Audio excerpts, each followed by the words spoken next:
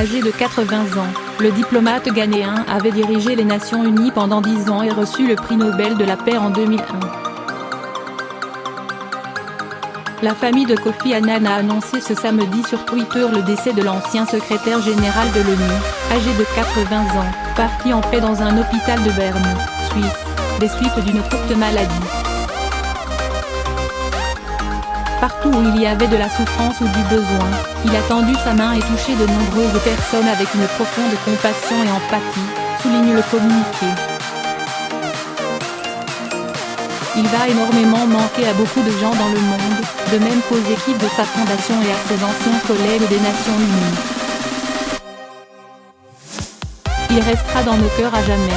Le président ghanéen Nana Akufo-Addo a décrété une semaine de deuil à partir de lundi dans son pays en hommage à Kofi Annan, natif de la région Ashanti. Il a considérablement contribué au renom de notre pays par sa position, par sa conduite et son comportement dans le monde, déclare le président ghanéen dans un communiqué. Le Ghana est profondément attristé, poursuit le président. J'ai ordonné qu'en son honneur, le drapeau national soit mis en berne dans tout le pays et dans les représentations diplomatiques dans le monde, à partir de lundi 20 août, pour une semaine, annonce-t-il.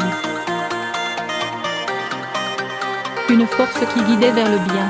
L'actuel secrétaire général de l'ONU, Antonio Guterres, lui a rendu hommage, saluant une force qui guidait vers le bien. De bien des manières, Kofi Annan incarnait les Nations Unies. Il est sorti des rangs pour diriger l'organisation vers le nouveau millénaire avec dignité et une détermination sans égale, a-t-il ajouté.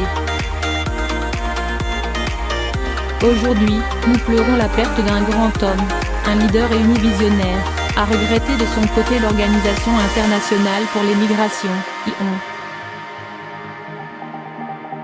Dans un message adressé à Antonio Guterres, le président russe Vladimir Poutine confie avoir sincèrement admiré sa sagesse et son courage, sa capacité à prendre des décisions réfléchies même dans les situations les plus complexes et critiques. Son souvenir restera à jamais dans le cœur des Russes.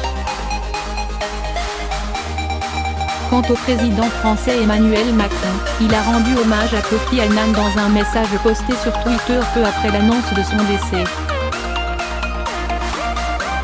Né le 8 avril 1938 à Kumasi, Ghana, Kofi Annan a marqué les esprits en tant que secrétaire général de l'Organisation des Nations Unies, ONU, poste auquel il a honoré 2 mandats de 1997 à 2006.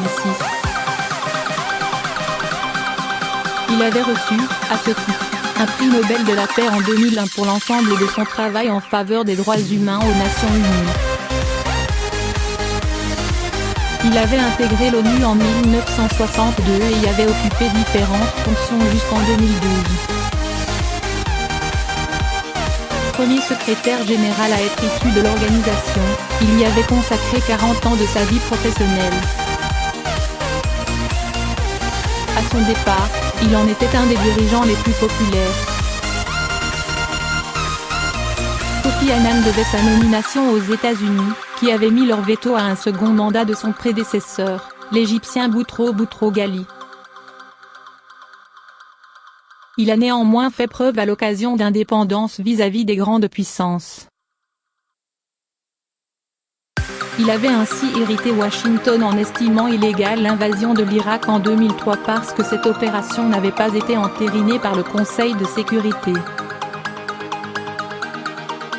J'ai essayé de placer l'être humain au centre de tout ce que nous entreprenons, de la prévention des conflits au développement et aux droits de l'homme, avait-il déclaré en acceptant le prix Nobel à Oslo.